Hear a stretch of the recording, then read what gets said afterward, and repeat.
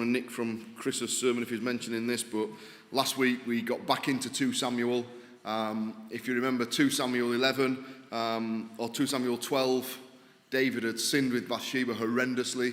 The Lord restored him, but said there's always going to be trouble in your family. And then in chapter 13 we see that David's son does something horrendous to David's daughter. David's other son kills the brother and basically runs off into exile. And all the time David's being passive. So we come to chapter 14. So Joab, the son of Zeruiah, perceived that the king's heart was concerned about Absalom. And Joab sent to Tekoa and brought from there a wise woman and said to her, "Please pretend to be a mourner and put on mourning apparel. Do not anoint yourself with oil, but act like a woman who's been mourning for a long time for the dead. Go to the king and speak to him in this manner." So Joab put the words in her mouth. And when the woman of Tekoa spoke to the king, she fell on her face to the ground and prostrated herself and said, "Help, O king." Then the king said to her, "What troubles you?" And she answered, "Indeed, I am a widow. My husband is dead. Now your maidservant had 2 sons, and the 2 fought with each other in the field, and there was no one to part them. But the one struck the other and killed him. And now the whole family has risen up against your maidservant, and they said, 'Deliver him who struck his brother, that we may execute him for the life of his brother, whom he killed, and we will destroy the heir also.' So they will extinguish my ember that is left, and leave to my husband neither name nor remnant on the earth." Then the king said to the woman, "Go to your house, and I will give orders concerning you." And the woman of Tekoa said to the king, "My lord, O king, let the iniquity be on me and my father's house, and the king and his throne be guiltless." So the king said, "Whoever says anything to you, bring him to me, and he shall not touch you any more." Then she said, "Please let the king remember the Lord your God, and do not permit the avenger of blood to destroy any more, lest they destroy my son." And he said, "As the Lord lives, not one hair of your son shall fall to the ground." Therefore the woman said, "Please let your maidservant speak another word to my lord the king." And he said, "Say on." So the woman said, "Why then have you schemed such a thing against the people of God? For the king speaks this thing as one who is guilty, in that the king does not bring his banished one home again. For we will surely die and become like water spilled on the ground, which cannot be gathered up again. Yet God does not take away a life, but he devises means so that his banished ones are not expelled from him. Now therefore I have come to speak of this thing to my lord the king, because the people have made me afraid." And your maidservant said, "I will now speak to the king. It may be that the king will perform the request of his maidservant, for the king will hear and deliver his maidservant from the hand of the man who would destroy me and my son together from the inheritance of God." Your maidservant said, "The word of the Lord the king will now be comforting, for as the angel of God, so is my lord the king in discerning good and evil. And may the Lord your God be with you." Then the king answered and said to the woman, "Please do not hide from me anything that I ask you." And the woman said, "Please let my lord the king speak." So the king said, "Is the hand of Joab with you in all this?" And the woman answered and said, "As you live, my lord the king, no one can turn to the right hand or to the left from anything that my lord the king has spoken. For your servant Joab commanded me, and he put all these words in the mouth of your maidservant. To bring about this change of affairs, your servant Joab has done this thing. But my lord is wise, according to the wisdom of the angel of God, to know everything that is in the earth." And the king said to Joab, "All right, I have granted this thing. Go therefore, bring back the young man Absalom."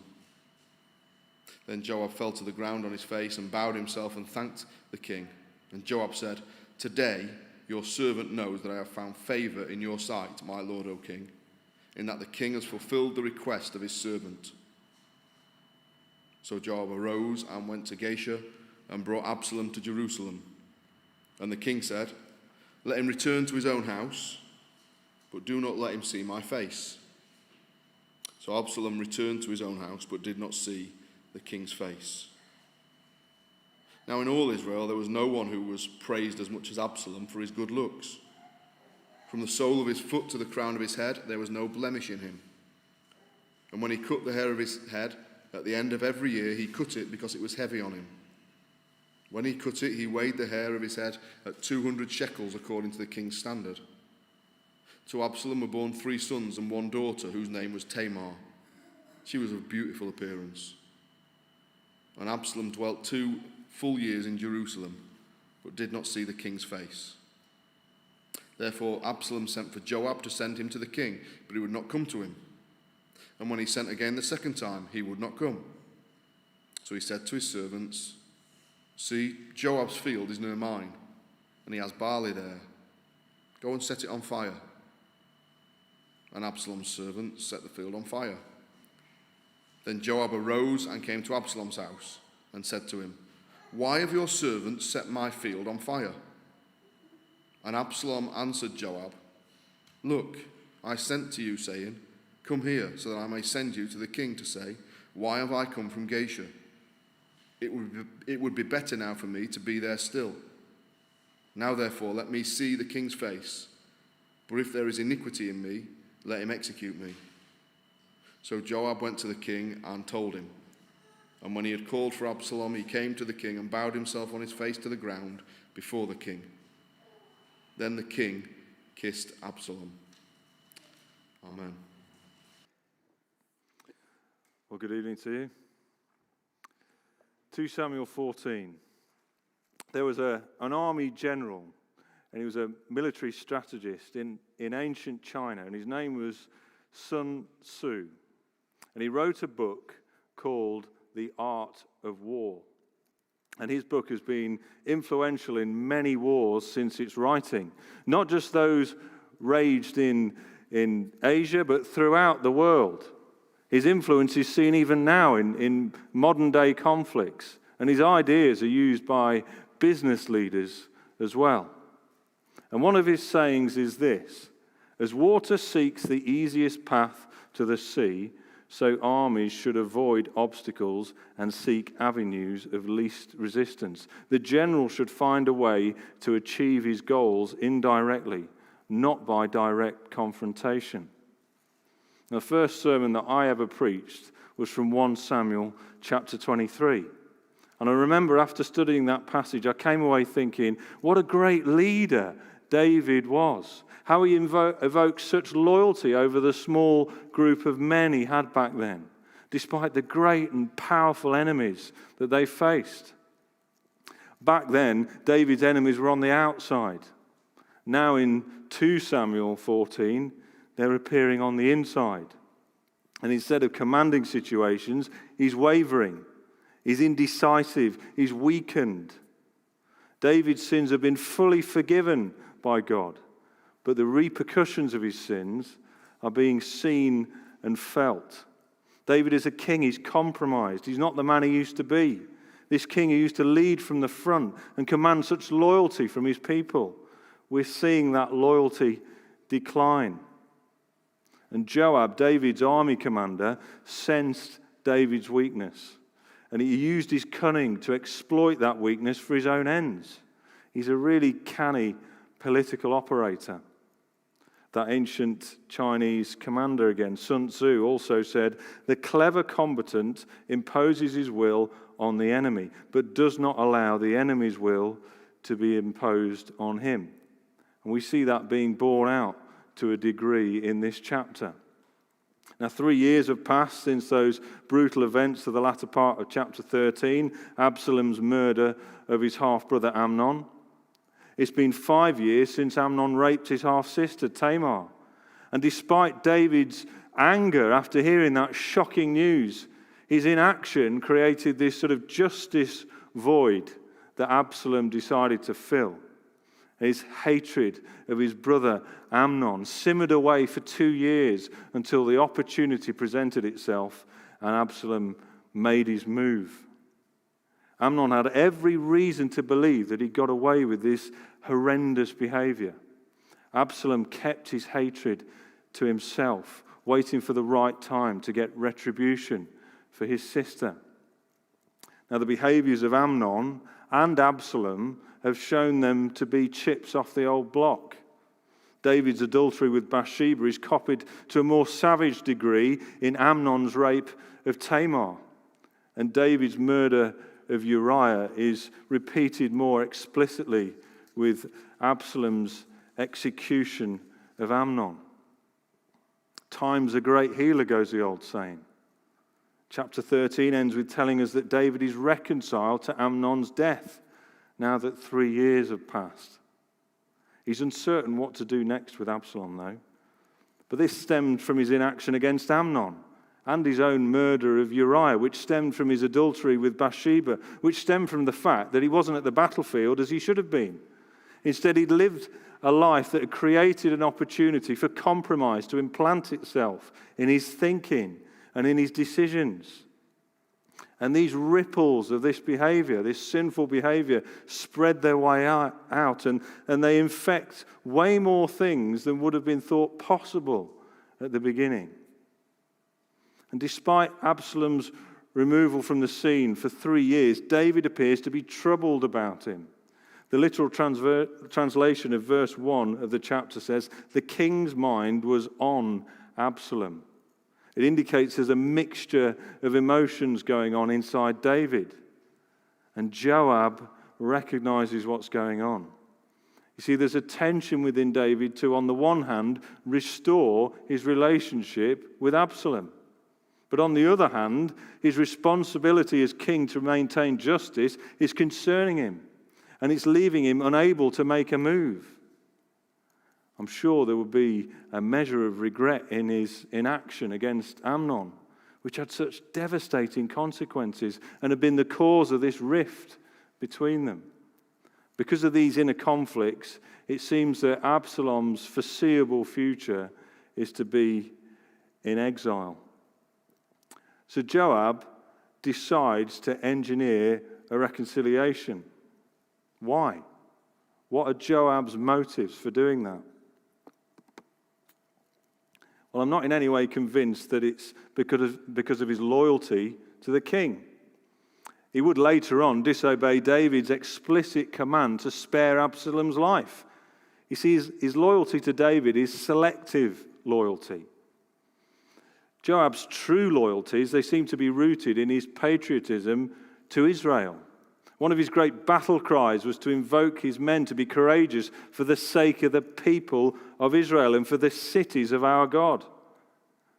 Joab would have recognized David's reign at this point as weakening. He's a compromised king. Preparations need to be made for when the time comes to depose him. Absalom's the man to get into position ready for that time. See, Joab's idea of moral suitability for a king, it wouldn't have been swayed by the fact that Absalom murdered his half-brother. You see, Joab was a cold-blooded killer himself. He'd killed Abner after Abner had killed his half-brother. He'd followed David's instructions regarding Uriah, ensuring that he was killed. Joab's moral world was dog eat dog. And in light of this, the story he concocts to bring about that reconciliation is very much in line with his way of thinking. He knows how to play David. David's an emotional man.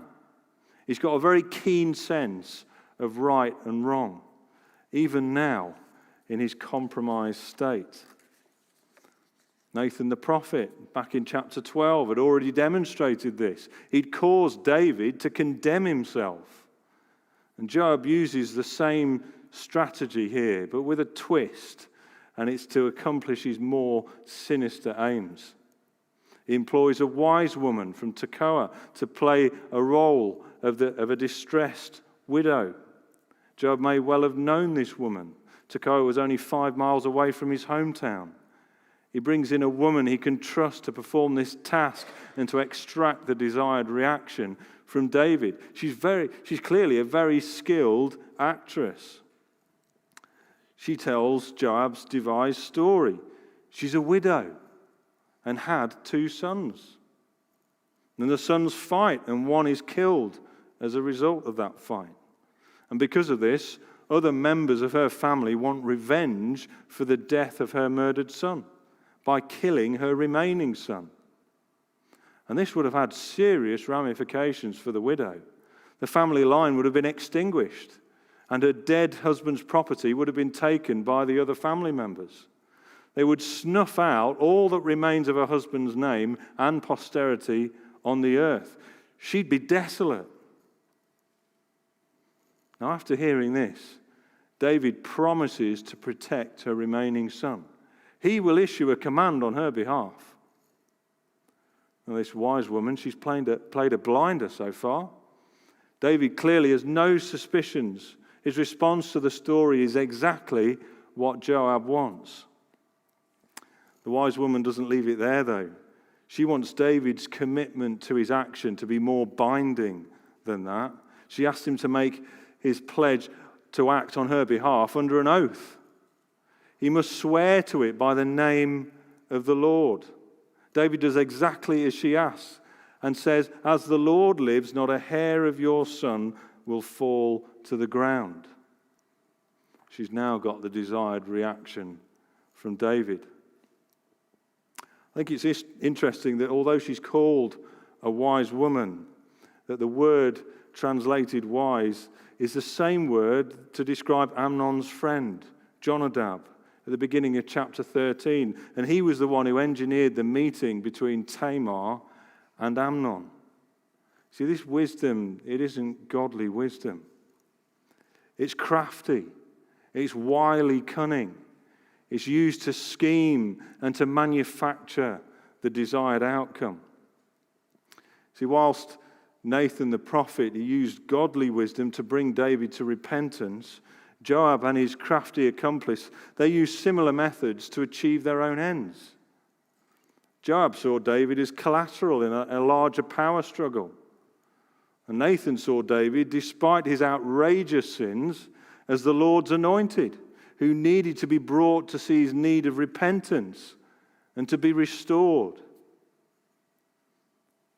So the question tonight is, what are we motivated by? Are we motivated by our own desires? What we think should happen or happening? Do we try and influence situations to get our advantage out of them? Or are we seeking God's will and his leading in circumstances, looking to be under his influence of his desires and rather than our own? Something useful I read from Matthew Henry. He said this: our desires must not only be offered up to God, but they must terminate in him, desiring nothing more than God, but still more and more of him. So the fake widow, now that she's got the expected reaction and pledge from David, she presses home her advantage. She gets to the point of why she's really come to see the king. Now that David has sworn in the name of the Lord and he would protect her remaining son, why wouldn't he do it for Israel by restoring Absalom without fear of his life? She argues her point. She says that we're all mortal. When a person dies, nothing can be done to bring them back. She goes on, God doesn't just sweep away life. Instead, he devises ways to bring us back. Now, that line of argument is a really clever one. David would have been acutely aware that God had been merciful to him by sparing his life after he committed adultery and murder. And what she's doing here is really subtle. She appeals to David's feelings over his conscience. And then just to really hammer home, to secure the outcome she wants, she turns on the flattery. David, he's like an angel of God in discerning good from evil. The penny drops now. Far too late. He's finally realized, David has, in the proceedings, that he's been played. He's been manipulated into position expertly. It finally dawns on him that this is the work of his army commander, Joab. He's been backed into a corner, and he now must make a decision. He can't be on the fence anymore. If he's to dismiss this and to refuse the request, Not only will he redact on his clear and strong view of the story that Joab had concocted and be in disagreement with this powerful army commander, someone he wants to keep loyal, especially with all the family uncertainty going on. But more significantly than that, though, he will effectively go against the pledge he made in the name of the Lord. Joab has gone to very elaborate lengths to secure the return of Absalom, which really speaks to his underlying motives. He's playing a long game. He's finding weakness, and he's exploiting it for what he believes to be the right thing. He's loyal to David, but he's more loyal to Israel. And when he sees David's weaknesses, he looks for future options. Israel, in his eyes, needs a new king. But these motives aren't pure motives. He's not purely thinking about Israel. They're for himself, and they're for his own role as well. He sees the opportunity to increase his power. How better to do that than to ingratiate himself with the most likely looking future king? He's using all his battlefield expertise to stay one step ahead. Now, this sort of behavior is nothing new. It happens everywhere and at every level of our society. I saw the politician Michael Gove on the news this week, and it reminded me that back in 2016, he betrayed his close colleague Boris Johnson, who at the point had launched his bid to be the Conservative Party leader. And Michael Gove publicly said that Boris Johnson lacked the leadership skills to run the country or build a team. His comments mortally damaged Johnson's leadership bid, and he had to pull out of the race. And Theresa May, she became leader instead. And Michael Gove was one of her cabinet ministers. He became known as a backstabber for his behavior. Most people saw his actions as turning on a close colleague when they needed his support the most. Somehow, he's now a cabinet minister in Boris Johnson's government. And magically, he's retracted his previous comments, saying that he was completely wrong.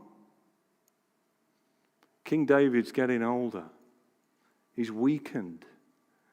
He's never going to return to his best. In Joab's mind, this was the time to lay the groundwork for the future. He could make it look like a favor to David, whilst at the same time making it work to his own advantage. But the problem is that Joab is actively conspiring against the Lord's anointed. Despite all of David's faults and all of his failings, he's the king chosen by God to lead his people. He's repented of his sins. He's been fully forgiven by God. And as the story goes on, we'll find out what happens to Joab. And a spoiler alert, it doesn't end well. God's ultimate anointed one, the King of Kings, Jesus Christ, he was conspired against. The religious leaders of the day, they saw his claim to messianic authority as heresy worthy of death. And they did everything they could to bring his reign to an end. And they achieved their aim of having him killed. But it turned out that that victory, it wasn't a victory at all. It was a catastrophic defeat for them. What a shock. See, Jesus, through his sacrificial death and resurrection, he achieved victory for everyone who puts their trust in him. Anyone who turns away from their own desires and their own motivations and submits to him and his desires. We must be very careful what our motivations in life are. If we're pursuing our own desires, be prepared to find out that the end is not the end you expect. I've got a couple of proverbs that sum up really what I'm driving at. Many plans are in a person's heart, but the Lord's decree will prevail. Commit your work to the Lord, and your plans will be established. So Joab's got David to respond as he wanted. He seems to have got his way.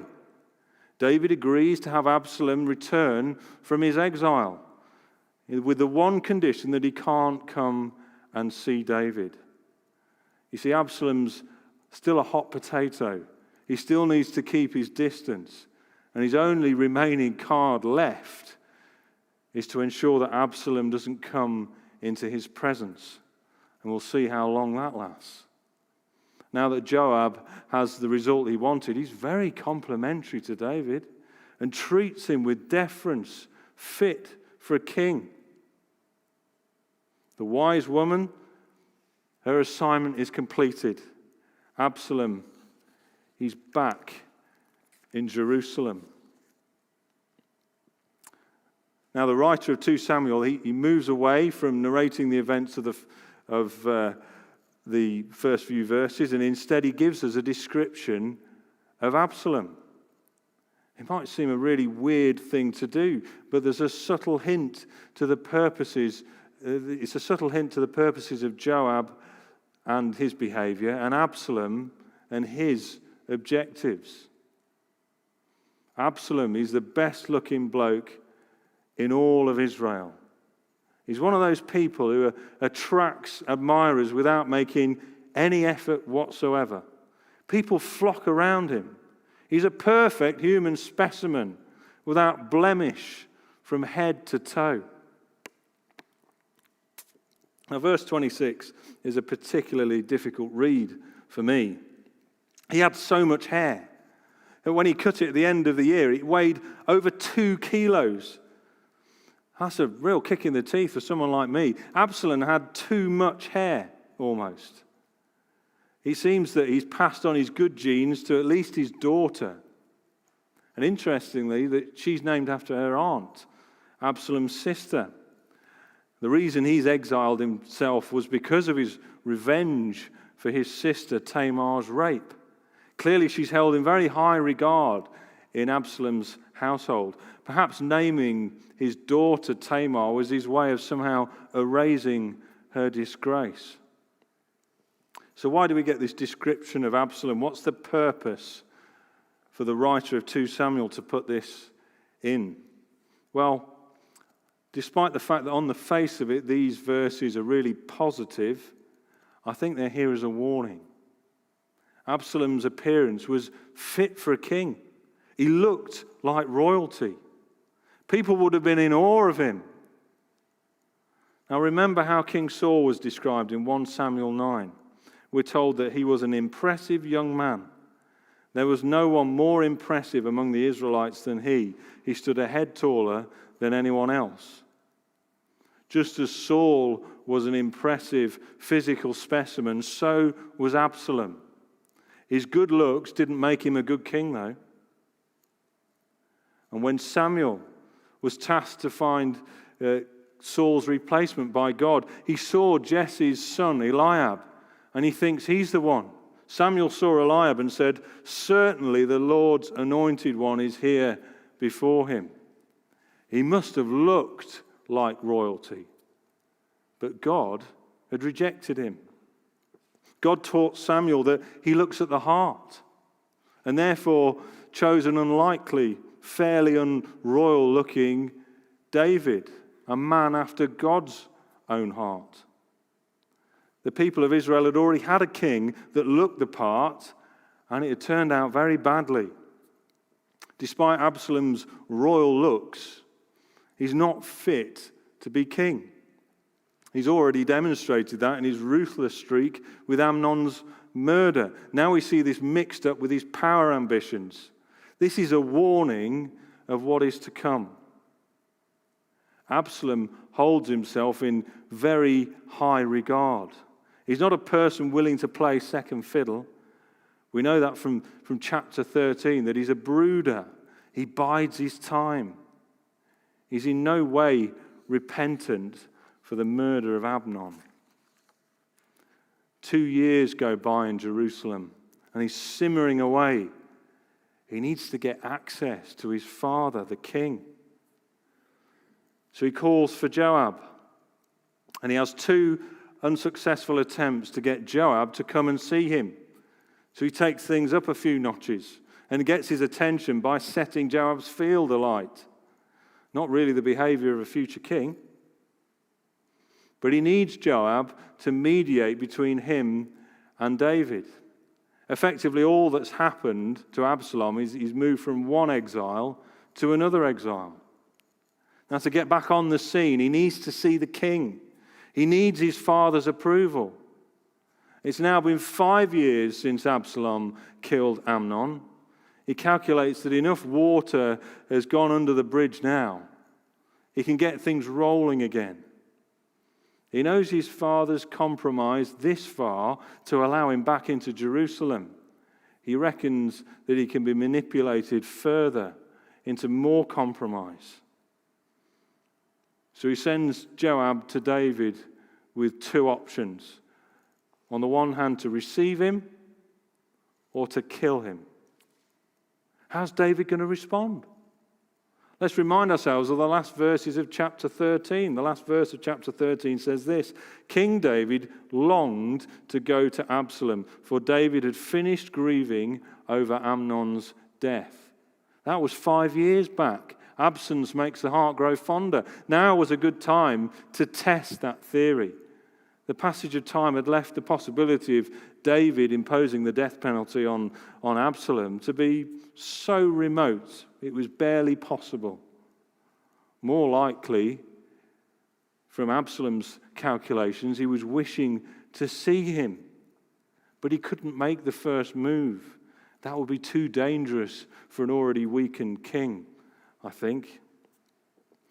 There's no indecision with David now that when Joab comes and puts the question to him of seeing Absalom again, of course you will see his son Absalom. He longed to go to Absalom.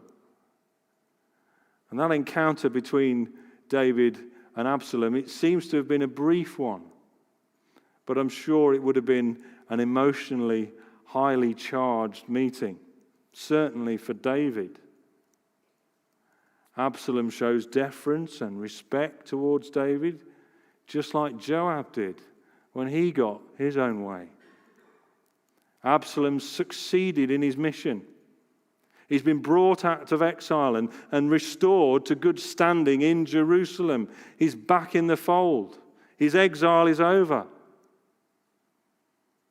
Now I wonder what Joab was thinking at this point.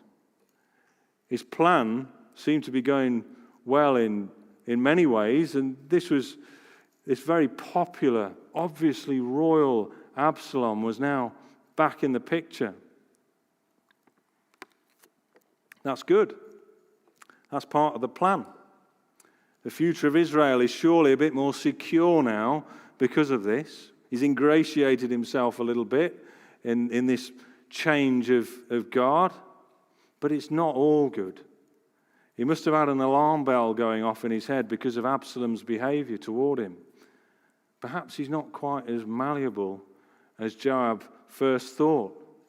The future's perhaps not as certain as he thought it would be now that Absalom's back.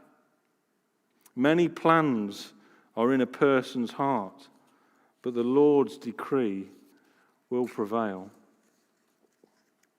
So as we try and wrap up this chapter, I want to ask again, what are your motives in life?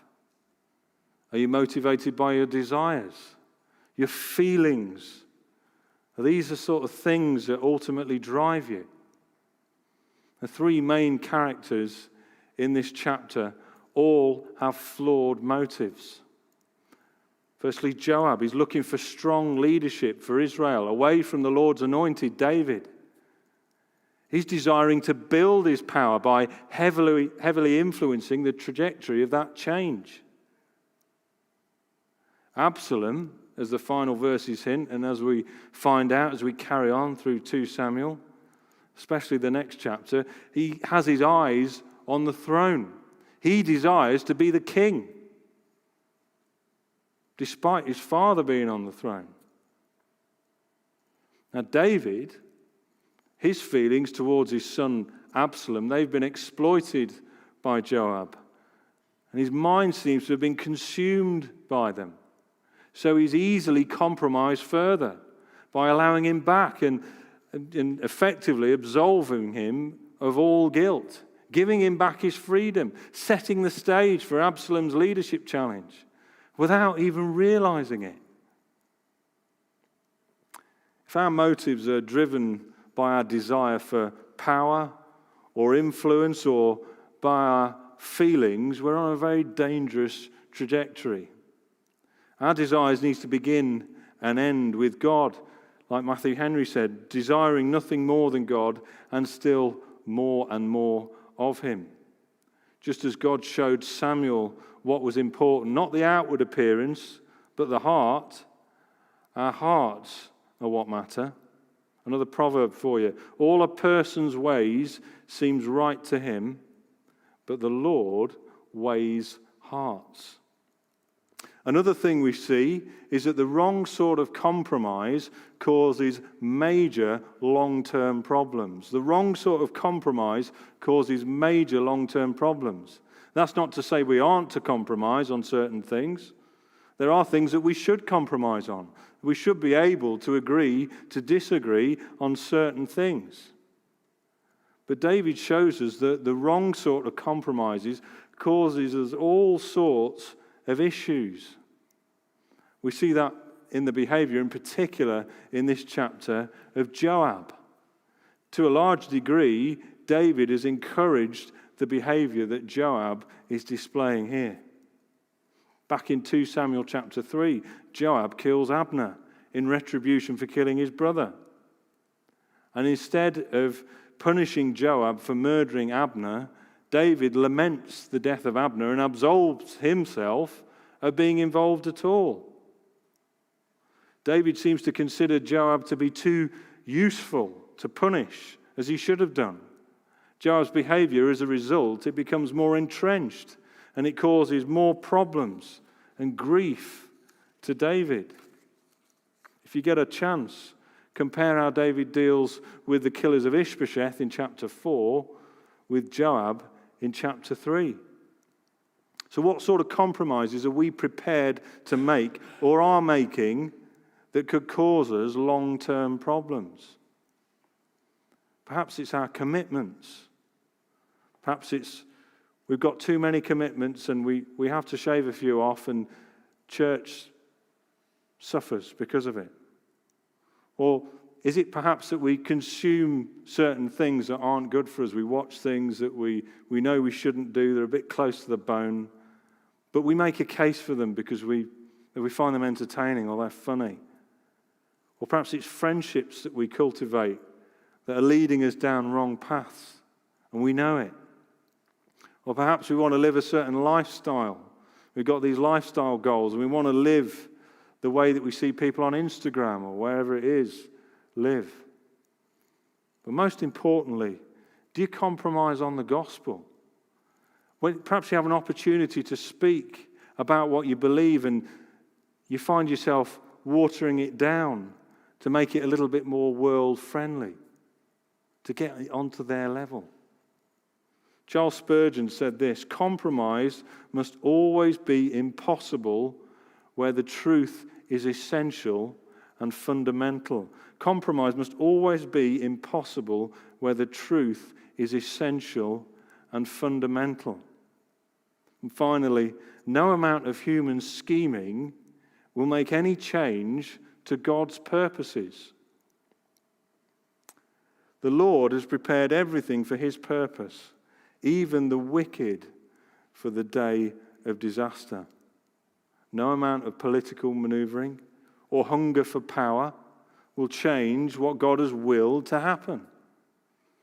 I'm listening to a podcast at the moment that goes through the story of what can only be described as the shenanigans that went on in the 2016 and 2020 American presidential elections. I can't believe the sheer amount of people and groups and even countries getting involved in whatever underhand way that they could to sway votes one way or the other. It's just staggering. But it didn't change God's purposes.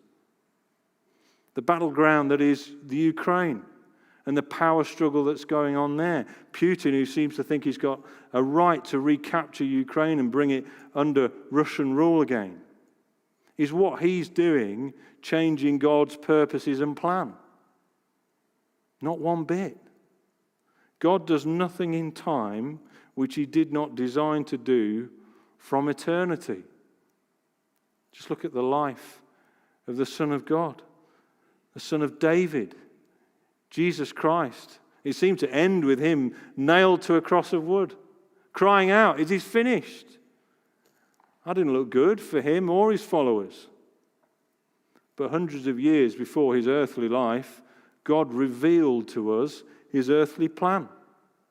Isaiah tells us it was the Lord's will to crush him and to cause him to suffer. We're told that by his wounds we are healed. It was all part of God's eternal plan to bring us back into relationship with him. See, Jesus Christ, he didn't compromise himself like David. He carried out God's purposes perfectly, using that art of war, Sun Tzu's wisdom. It may help you achieve some measure of success and purpose in this life if that's the wisdom that you abide by, but ultimately it will lead to ruin.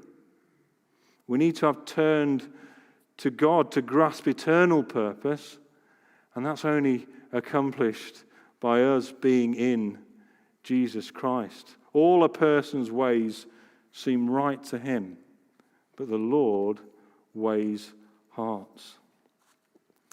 Heavenly Father, we thank you for your word. We thank you that it's so clear, that it doesn't deviate away from the truth, Lord, that you will tell us, even a man after your own heart, all the sins he committed and the compromise he made, Lord. But help us to see that it shows us a greater King, the King of Kings, who never compromised and is on the throne now. In your name, amen. We're going to close by singing, "Sing We the King who is coming to reign."